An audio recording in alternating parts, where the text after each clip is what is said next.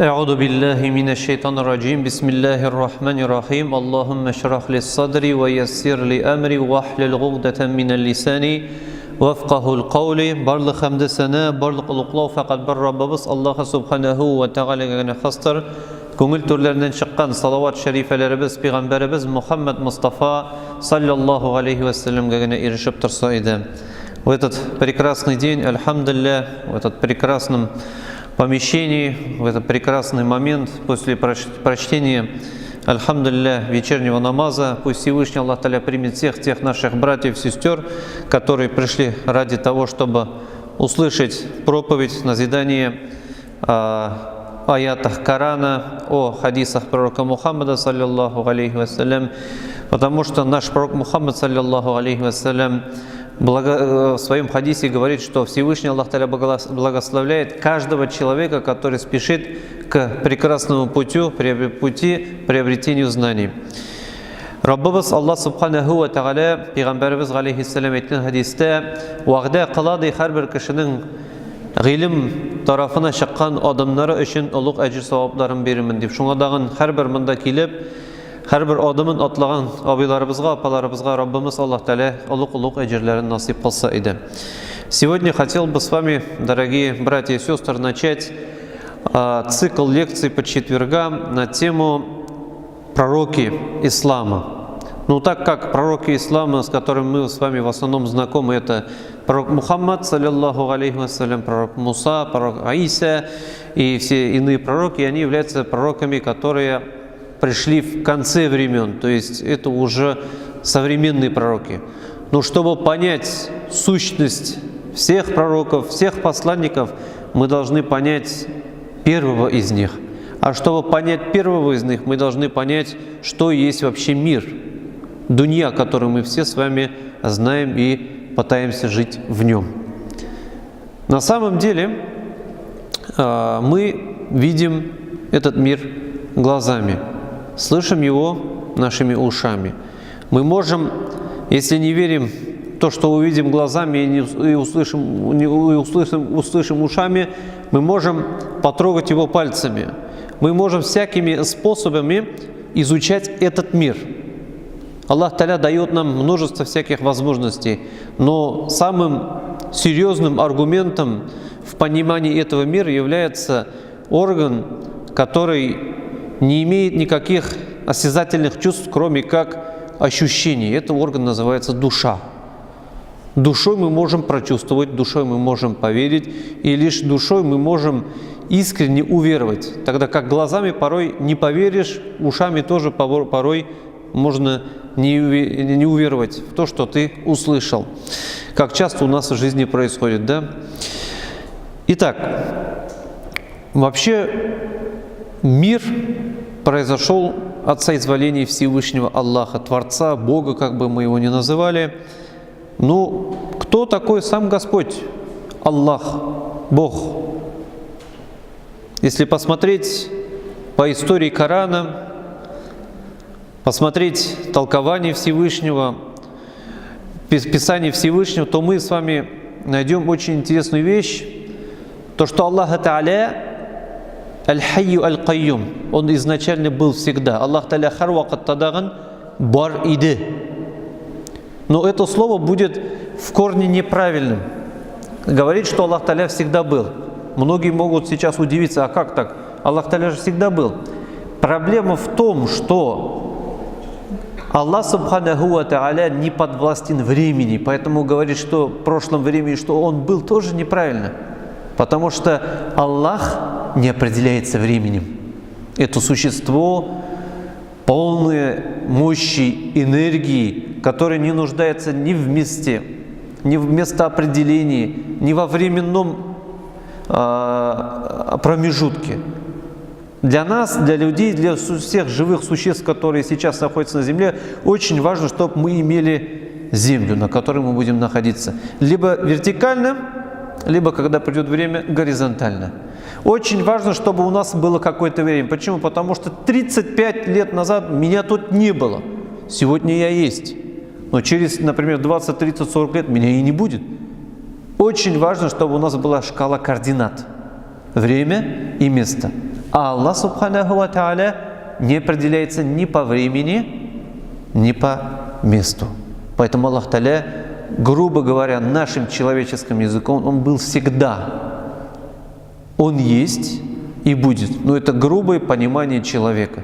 То же самое, когда какой-то кузнец из деревни, из колхоза пришел и попытался рисовать красивыми красками прекрасную картину. Это очень грубо, это очень жестко, но это максимум, что мы можем понять о Всевышнем, что Он всегда был. Однажды Всевышний Аллах Тааля в определенный отрезок времени захотел создать мир. И перед тем, как создать мир, Он создал условия для этого мира. И условием для этого мира является первым делом Лаухуль Махфуз. Лаухуль Махфуз – это хранимая скрижаль. То есть та вещь, то полотно, на котором написано все, что будет. Потом Он создал калям, письменную трость. И ей сказал: «Уктуб, пиши то, что есть, и то, что будет». И она начала писать. Представьте себе, это огромный компьютер. Как говорится в хадисе пророка, саллиллаху алейхи вассалям, высота этого компьютера – это ширина небес и земли. А ширина небес от земли, если взять нашу планету, я не говорю про Юпитер, я не говорю про другие крупные планеты, про гиганты, даже у нас это минимум 1000 километров.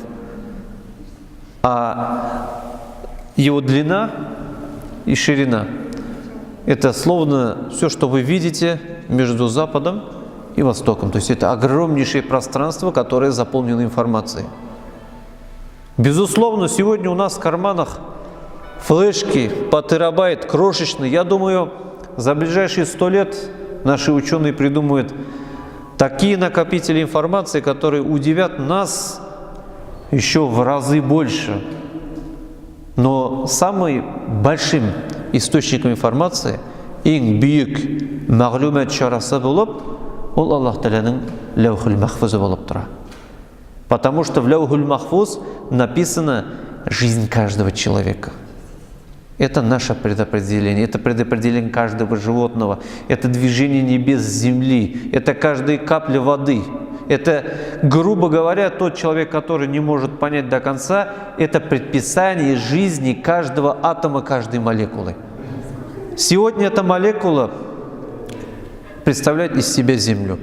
Завтра эта молекула через растение, через воду попала в яблоню. Послезавтра эта яблоня попала в тебя. То есть молекула движется в этом мире без остановки. Это мы тут приходим на 40, 50, 60 лет. Без мында вакытлы шакунақлар гына. Әмінә бұл молекула һәрбірсіне Аллах Тааля тәқдирін язған, предписал жизнь. И поэтому вот это все хранится в скрижали. Потом Всевышний Аллах Тааля создал арш. Арш переводится как трон. И, альхамдулилля, по милости Всевышнего Аллаха, потом Он начал создавать Вселенную. Мы, люди, мы постоянно ошибаемся, у нас много ошибок, поэтому даже ученые, я вам скажу, это ошибочные мнения, но их мнения единственные, которые мы можем сегодня слушать, говорят, что нашей Вселенной 14 миллиардов лет. Это очень много по сравнению даже с нашей Землей, которая всего лишь от 6 до 7 миллиардов лет планете Земля. И Аллах Субханаху ва Тааля в Коране говорит в суре, которая называется «Зарият», говорит такие слова, что мы воздвигли эту Вселенную, этот мир, и мы его «ламуси'ун», мы его расширяем. Я думаю, каждый из вас в школе слышал такой термин теории большого взрыва. То есть, когда весь мир умещался в маленьком атоме, и температура этого атома была неописуемо высокой. Из-за того, что этот атом начал сильно делиться, а невозможно, чтобы атом делился. Кроме как, Аллах Тааля в Коране говорит «Кун фаякун». Сказал Аллах ему «будь», и он стал. И этот атом начал делиться. Представьте себе, можно сломать абсолютно любую вещь, кроме атома. Но Аллах Та'аля расщепил атом, и из него, из-за этого взрыва, из-за этой температуры началось распространение Вселенной. И бұл ғалам міне қойсасын біз сіздің білен көреміз, ол бір тоқтаусыз үсә. Телевизордан біз сіздің білен ишітеміз Хаббл телескопы. Хаббл – это английский ученый, который еще в 20-х годах разработал теорию, по которой, изучая еще древние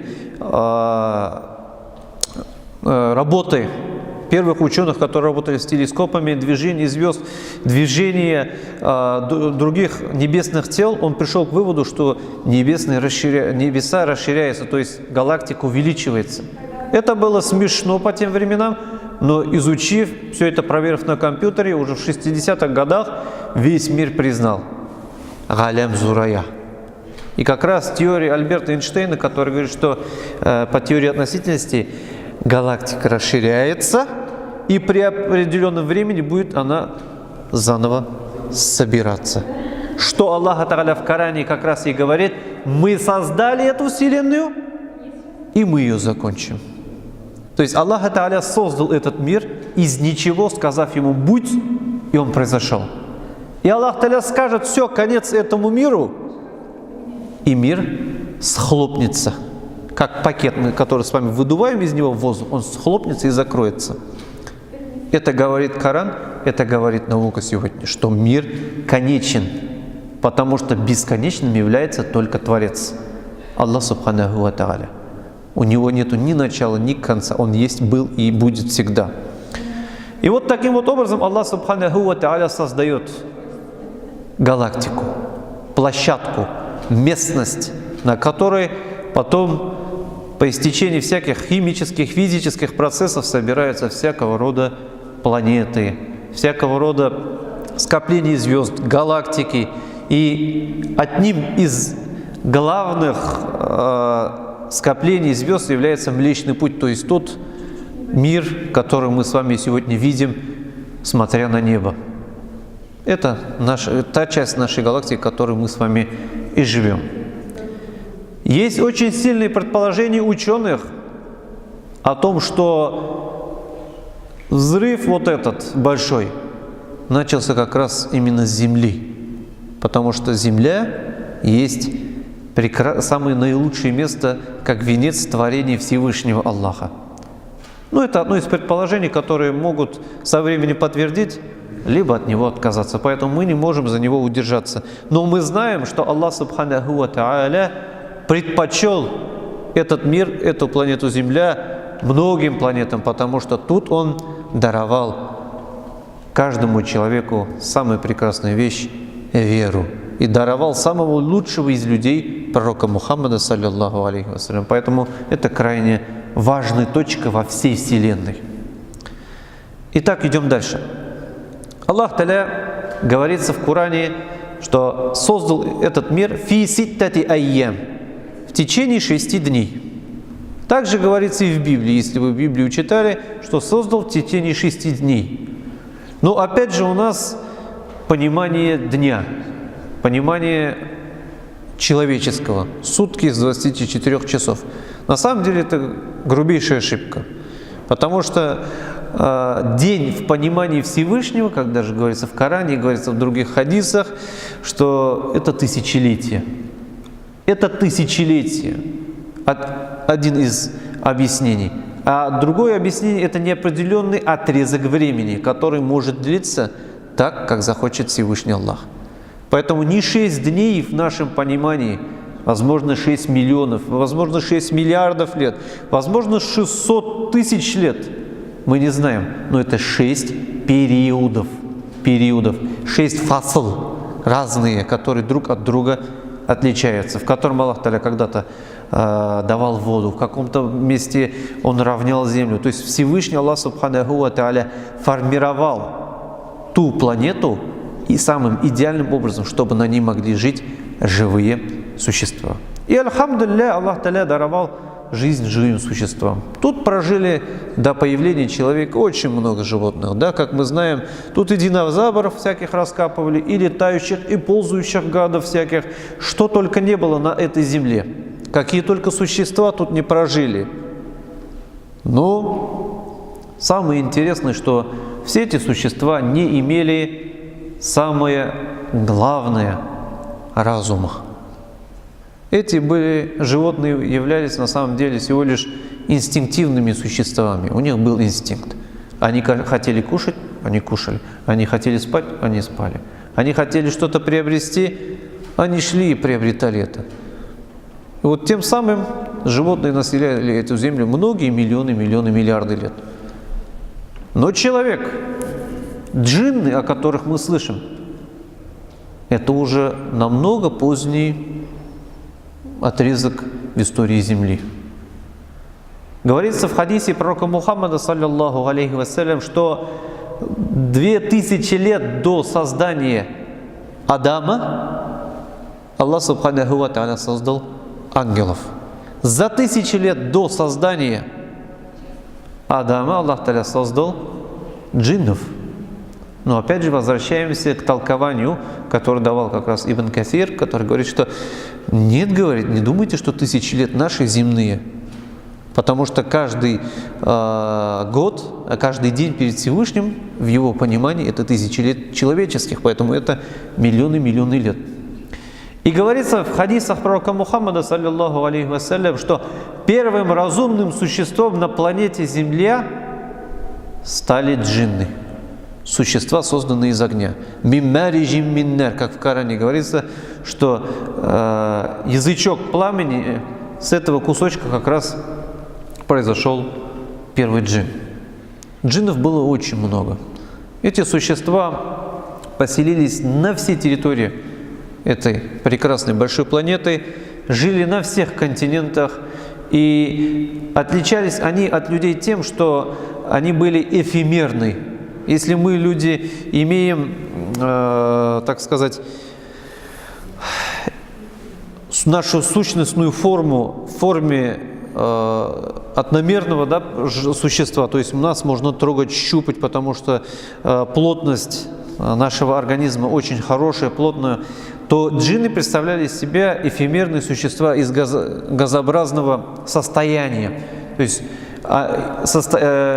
величина молекул, которые они состояли, были очень далекие, поэтому словно дымка, словно они были дымкой. Но у нас, несмотря на все это, эти живые существа жили абсолютно по другому принципу, нежели люди, и создали они на этой планете множество своеобразных государств. У них были свои короли, у них были свои предводители. Даже в хадисе говорится, что к джиннам направился 800 пророков. У них были свои пророки, которые объясняли, разъясняли.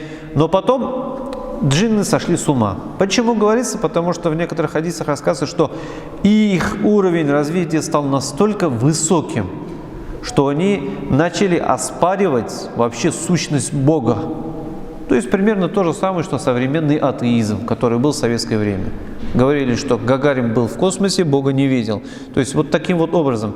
И началась тотальная война между этими джиннами.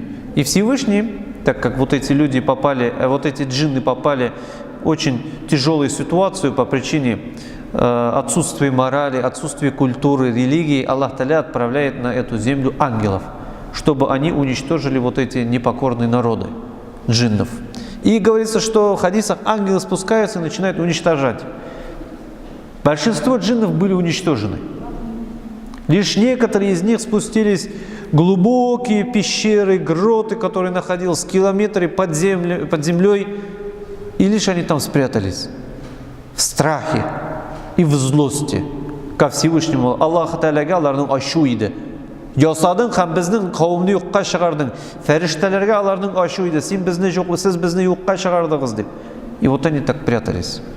И эти ангелы спускались в гроты, искали и пытались уже перебить остатки вот этих воинственных племен джиннов.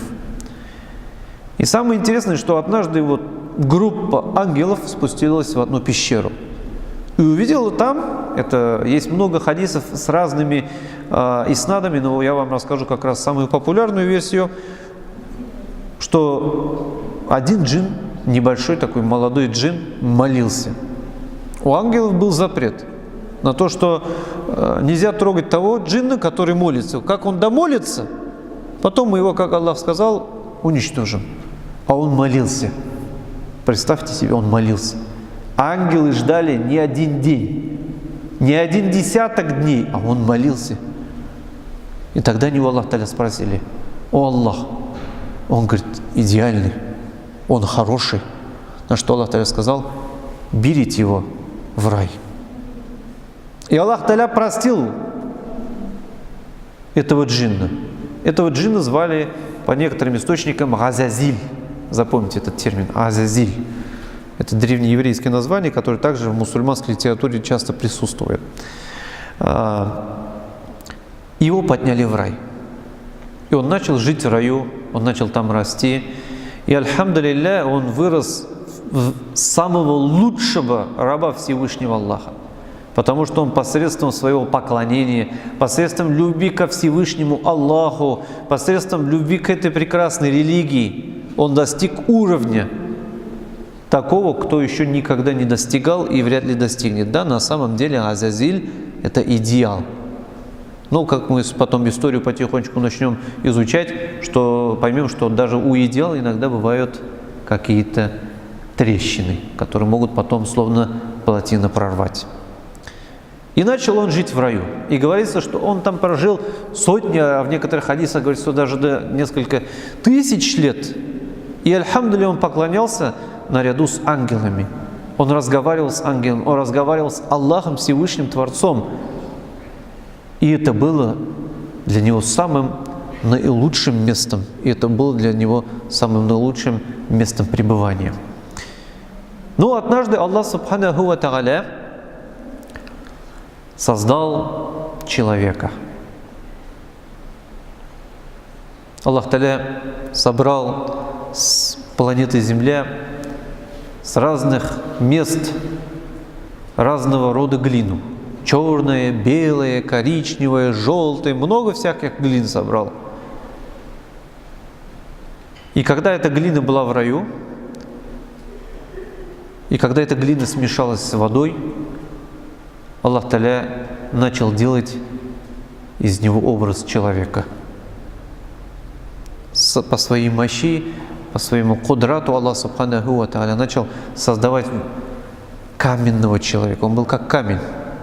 Есть такой хадис, в котором говорится, что все это видел Азазиль. И у него появилось сомнение. А кто это такой вообще? Тут были только ангелы, и был я один единственный. И внезапно появился кто-то другой. Слово жесткое, бьющее по душе каждого человека, которое называется конкурент. Откуда этот конкурент появился? Говорится, что он подошел, постучал, услышал, что звук у него такой, как у камня. Он понял, что у него внутри много трещин, а он же создан из огня. Он может в него попадать, он внутрь него может заходить. Он прочувствовал, что он может контролировать это существо каменное, каменноголовое. Но потом ушел. Он до конца не понял, что это было. Потому что у Адама еще не было рух, души. И тогда Аллах Субханаху ва Тааля потихонечку начал вдувать душу. И все это началось как раз с головы, с мозга человека. Да, как многие думают, с сердца нет, с мозга, с головы, с рта. И потихонечку у него открылись глаза, у него начали слышать уши, у него начал ощущать запахи нос. И говорится, что как Адам сразу открыл глаза, он увидел над собой дерево. И увидел, что там плоды растут. И когда у него душа уже потихонечку идет вниз, наполняется его руки, наполняется его живот, живот у него забурчал, как у нас бурчит часто, да? Кушать же хочется. И он начал тянуть руки. У него еще ног нет. Он еще не живой, он ходить не может, он поднять спину не может. Он руки тянет и не дотянется. Ашса келе көресің, тамақ ашқанда, и в раю кушать хочется. Ну, извините, не убрать такое чувство. Это удовольствие. И когда уже у него душа влилась полностью, потихонечку, как зарядка мобильного телефона на всю территорию его тела, на все части его тела, он встал и начал кушать. И говорит: «Альхамдулилля, альхамдулилля».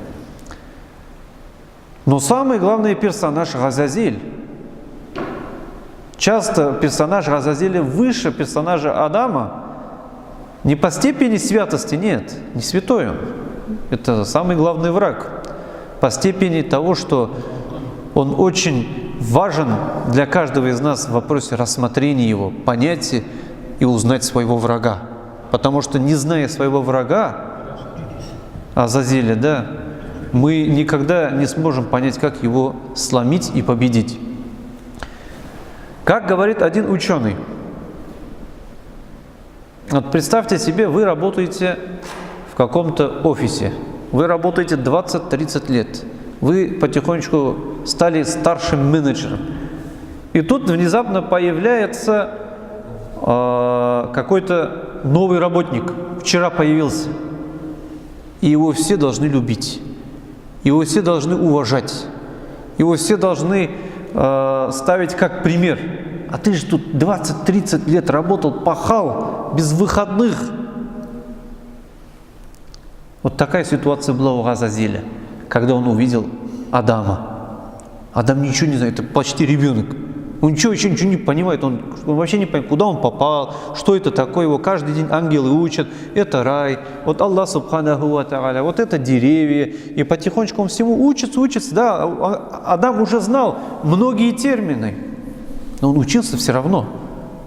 А Азазиль, он жил на земле, он видел газаб, он видел мучение, он видел угнетение, он видел вознесение. Он жил в раю, он разговаривал с Аллахом. И тут однажды Аллах Та'аля еще что сказал? Сделайте сажда Адаму. Это был самый переломный момент в его жизни вообще.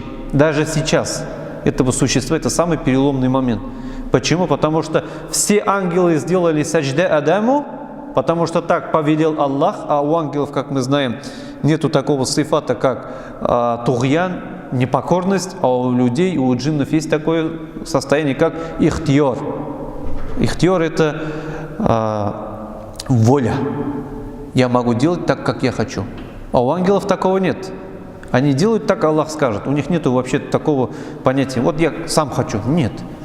Они как роботы. Они подчиняются 100% повелению. И когда Аллах тогда сказал всем сделать сажда, все ангелы сделали сажда. А Иблис не сделал сажда. В Коране в 3-4 местах этот эпизод описывается. И почему он не сделал? Потому что он сказал, он создал из глины, из земли, а из огня. И, говорят некоторые толкователи, которые основываются на хадисах, землю, говорит, топчет ногами, а огонь из огня делают оружие. Я, говорит, сила, я мощь, а он земля. Вы сами прекрасно знаете, что на землю не только топчут, там могут и нужду справить, да, тудым-сюдым, что бы только не могут с этой землей сделать, она все будет терпеть. А огонь терпеть не будет. Это мощь, это сила, это крепость. Поэтому Иблис, вот Азазиль что сказал? И я не буду ему поклоняться. Я не буду ему сажда делать. То есть это не сажда, поклонение было, да, то есть это не поклон поклонения, это поклон уважения. Как новому гостю, как новому сотоварищу, но он не сделал. И вот тогда, как я вам уже говорил, представьте себе вот этот офис, в котором человек работал 30-40 лет, и внезапно кто-то появился, ему еще сказали, давай, говорит, ему поклон сделайте. Мы люди, мы не ангелы, даже для нас это было бы сложно. Представьте себе. Вы 30-40 лет работали где-то в организации, какой-то сопляк пришел, и ему говорят, ты самый лучший. Пусть все наши работники тебе поклонятся. Из людей мало кто бы это сделал, да? Только самые такие подхалимы, да? Но проблема в том, что если тебя в этом мире просит начальник, то там просит Аллах. Аллах наимудрейший. Аллах самый правильный. У Аллаха истина. Поэтому ангелы это прекрасно понимали, и поэтому не могли они против Аллаха пойти. А у вольных, у джиннов и людей, есть такая феноменальная особенность, которая, с одной стороны, ужасно плоха, с другой стороны, она настолько велика, что может поднять самого слабого, самого униженного из нас до того уровня, где тобой будут гордиться пророки в судный день. Ты вместе с пророком можешь стать. Не из-за того, что ты родился в богатой семье, не из-за того, что у тебя хорошее имя или ты богат, нет. Потому что у тебя воля есть, мощнейший ихтиор, свое желание, которое ты можешь иногда перебороть. Мы еще с вами будем проходить, иншаллах, много историй, в которых понятие ихтиора Аллах Та'аля еще глубже объясняет. И вот после этого он затаил обиду. Но Аллах Та'аля его тогда ограничился всего лишь разговором назидательным. Почему ты это не сделал? На что Иблис объяснил, что да, он не пойдет по этому пути. И тогда, как вы понимаете, у этого самого идеального существа, которое попало в рай, представьте себе, живым, не умирая. Нам, чтобы попасть в рай, надо что сделать? Умереть, потом встать из могилы, потом ответить, потом только в рай. Сколько перевоплощений, сколько путей. А его напрямую подняли. Это вообще идеал. Но даже у идеала есть огреха. И это огреха, что было?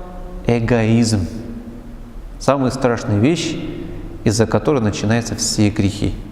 Эгоизм. То есть свое «я». Минлек. Минин фикрим генә дөрес. Мин генә дөрес. Мин генә хак. Калганнар барсы да наданнар. Калганнар барсы да дөрес түгел. Все это начинается от одного слова «я». Поэтому наш пророк Мухаммад, саллиллаху алейхи вассалям, говорил: забудьте, говорит, это слово. Никогда его не говорите, не произносите. Слово «я» — это одно из самых страшнейших слов, после которого у нас начинается самолюбование, самопочитание.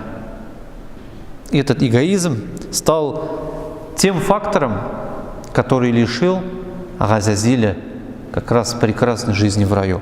Ну, несмотря на все это, мы должны понять, что это Божий план. Аллах Та'аля на тякдире. Аллах Та'аля давно уже так запланировал. Идем дальше.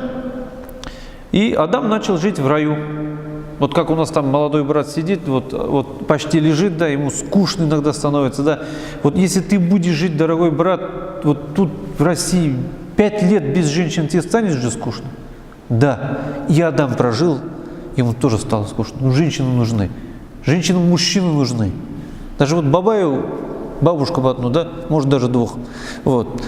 Поэтому и Адам, поняв, что в раю все хорошо, все классно, все отлично, покушать можно, отдохнуть можно, туда-сюда сходить можно. Но без женщины сложно все-таки. Поэтому он, Аллах Та'аля говорит, Аллах говорит, я не могу найти успокоения. Он даже не знает, что вообще может существовать женщина. Он же не видит, что есть ангелы женщины, ангелы мужчины, все какие-то бесполые тут ходят. Ну, понимаешь, что человеку нужна пара, потому что Аллах Та'аля в Коране говорит, что мы создали вас парами, но пока пару еще ему не дал. Такой сюрприз ему. И Аллах Та'аля из его как раз ребра, аның қабырғасынан ана Хауа анабызны ясый, да, и создает Аллах Та'аля ему пару из его ребра. И Аллах Та'аля одаривает весь человеческий род вот этим прекрасным союзом мужчины и женщины. И они начинают жить в раю. Им становится интересно, им становится замечательно, они довольны. Но у нас еще есть персонаж. И поэтому поймите, если кто-то начал вам завидовать, а у вас все хорошо, у вас все классно, тому, кто завидует, от этого лучше станет? Нет.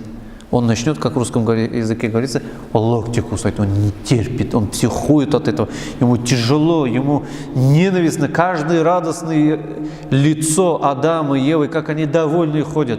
Так же, как и в нашей жизни. У тебя более-менее что-то получается, но есть у тебя соперник, когда видит, что у тебя хорошо.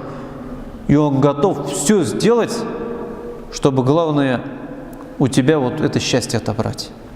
Это вот крайний вид эгоизма. Поэтому наш пророк Мухаммад, саллиллаху алейхи вассалям, сказал, что можно, говорит, завидовать.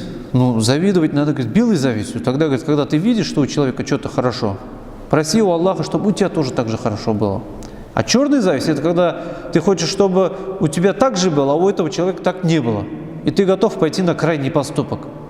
Ты готов пойти на самое злодейское дело.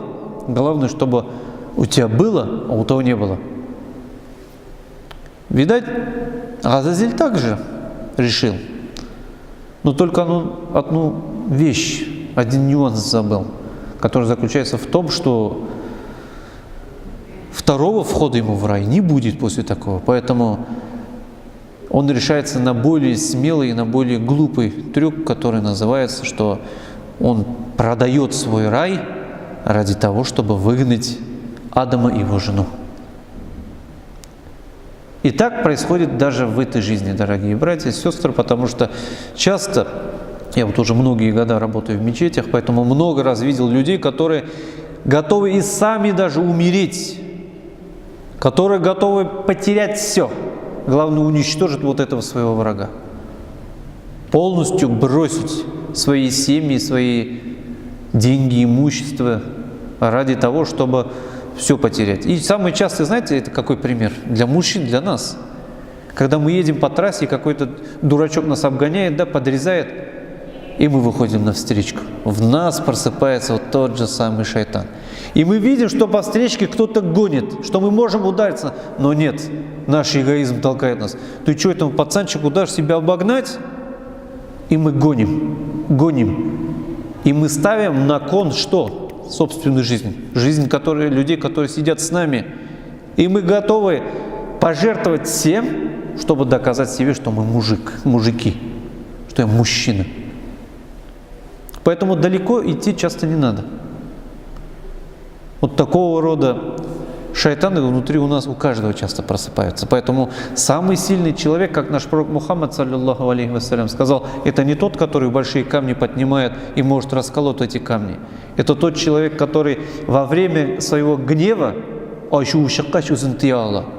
который во время своего гнева может остановить себя от этого нерадивого и глупого поступка. И поэтому Азазиль не был из таких сильных личностей, он был слабой личностью. Он был очень слабой личностью. Поэтому он решается на очень такой серьезный трюк, потому что Аллах Субханаху ва Тааля говорит, что в раю, говорит, для вас все халяль, кроме вот там, говорит, одно дерево растет, и, говорит, на этом дереве есть плод, и не трогайте вот эти плоды. И Азазиль потихонечку подходит к Адаму, к Еве и начинает наущать, уасваса делать. И каким образом это уасваса происходит? Он говорит, рай, говорит, не вечный. Придет время, говорит, вас тоже, говорит, выселят. Как у нас, да, с квартиры там выселяют же. Придет, говорит, время, выселят. Вам придется уйти. Аллах Та'аля, говорит, вас заменит. То есть со всяких сторон подходит. И к женщине, и к мужчине. И пытается всяким способом обмануть. Потому что его цель – унизить перед Всевышним Аллахом Адама и его жену максимально. Максимально, как он может. И потом Ева подходит к Адаму и говорит, муж мой, я не знаю, говорит, я сомневаюсь, может, нас на самом деле, говорит, тут ненадолго держат. Нам же, говорит, вот этот хороший, говорит, человек, вот это хорошее существо, говорит, подошло и сказала, если, говорит, вы съедите вот этот плод, вы останетесь тут навечно. То есть глупость человека, представьте, они живут в раю, где вечность. Так же, как и в сказках, которые нам постоянно сообщения по телефону приходят, там, отправь 1000 рублей, заработаешь 1 000 000. И все равно кто-то в это верит. Они живут в раю вечно. И они хотят съесть яблоко, чтобы жить еще вечнее. И та же самая проблема у всех у нас. Мы знаем, что мы не можем сделать некоторые вещи в нашей жизни, но мы все равно готовы жертвовать своим временем. Мы готовы жертвовать своими деньгами, готовы жертвовать своей семьей ради того, чтобы вот эти песчаные замки из песка делать, чтобы потом они разрушались от первой волны, которая их собьет. Это глупость человека, которую мы часто с вами не можем изменить. Аллах Та'аля нас создал такими. Мы простые. Мы крайне простые. И вот они решаются вот на это дело. гиблое дело на самом деле. Они съедают каждый по кусочку, как говорится, у Адама этот кусочек запретного плода застревает у него в горле, и поэтому, как говорится в хадисе, что у мужчин образуется кадык, у женщин кадыка нет. Видите, кадык у мужчин у всех. И вот этот кусочек остается. У женщин, говорит, застревает он уже на уровне живота, поэтому у женщин есть менструальная кровь каждый месяц. То есть это своеобразные Божьи наказания, которые каждый раз дают нам повод вспомнить. Даже не наказание, а больше как галямет. Галямет – это как предзнаменование, которое показывает, что есть след еще с тех времен, остался у нас, да. И поэтому их поймали с поличным. В Коране говорится, что прямо их одежда падает, они такие уже голые становятся, начинают бояться. И тут у них происходит киямат, то есть судный день. Ну и только не такой большой, который мы ждем, да, такой местного масштаба, да, ну, их троих собрали, вот этих троих преступников, тех, которые вот совершили преступление, и подстрекателя вот этого. Эти двое, конечно же, поняли, что они совершили преступление. В Коране говорится этот аят, не залям ту нафси, говорит, мы на самом деле совершили большое ослушание, говорит, фагфирли, прости нас, о Аллах, говорит, прости нас, потому что они знают, что Аллах Та'аля прощающий. Но самый интересный вопрос с Газазилем, который не просит прощения. Хотя ему говорят, ты попроси прощения, все Аллах простит. Он говорит, зачем мне просить-то? Я добился своего. Вас выселяют, ребята. Почему? Потому что Аллах говорит, вы недостойны больше жить. Вы совершили проступок. И поэтому, говорит, в виде наказания за ваше ослушание мы опускаем вас на землю бренную, где жили джинны, где жили вот эти животные, где ничего нет.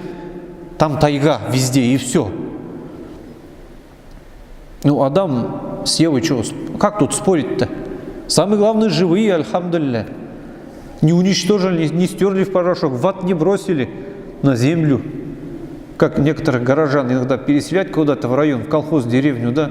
Главное, живые же, не закопали где-то там за огородом. Район отправили. Ну, поднимайте сейчас район, деревню вот эту. И поэтому они согласны, альхамдулилля, Аллах Та'аля их отправляет. А вот и этот Газазиль, которого Аллах Та'аля после этой встречи называет Иблис. Тот, который отказался, тот, который вышел против. И вот он становится уже ярым врагом. Как Адама, так и его жены и всего человеческого потомства. Итак, условием попадания Газазиля, Иблиса в рай является одно простое замечание. Он должен попросить у Всевышнего прощения за свой проступок.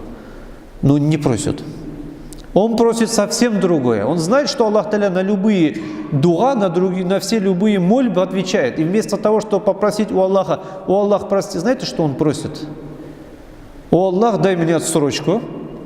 Тоже за этими ребятами меня на землю отправь, чтобы я спустился. Потому что он помнит, как он может воздействовать на Адама, он легко может их всех обмануть. Спусти, говорит, на землю, бізді жерге түшір, мені жерге түшір, мен сеңа көрсетірмін дей, ey Allah'ım дей. Адам балалары, алар жиннерден де хуже. Они хуже, говорит, всех. Это, говорит, злодеи. И я докажу это. На что Аллах Та'аля говорит, ладно, говорит, я тебя спущу, но ты знаешь что? Большинство из них это верующие. Большинство из них ты не сможешь никак обмануть. Наставить их на путь зла. Нашарлық юлына сыяларны бастыра алмасын дей. И Аллах Та'аля, конечно же, он отвечает на дуа. У него попросили на землю. Ну ладно, говорит, спускайся на землю. И также спускает Иблиса на землю. Есть такой ривайат, в котором говорится, что даже во время пророка Ибрахима или пророка Мусы у него была возможность поклониться даже перед могилой Адама.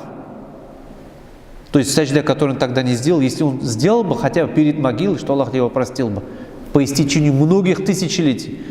На что Иблис сказал, нет, говорит, я то существо, которое от своих мнений не отказывается. Я все еще считаю, что я прав. То есть он попадет в ад, он знает, что асфалиннер, он будет в самом нижайшем месте ада. Но отказываться от своего мнения он никогда не будет.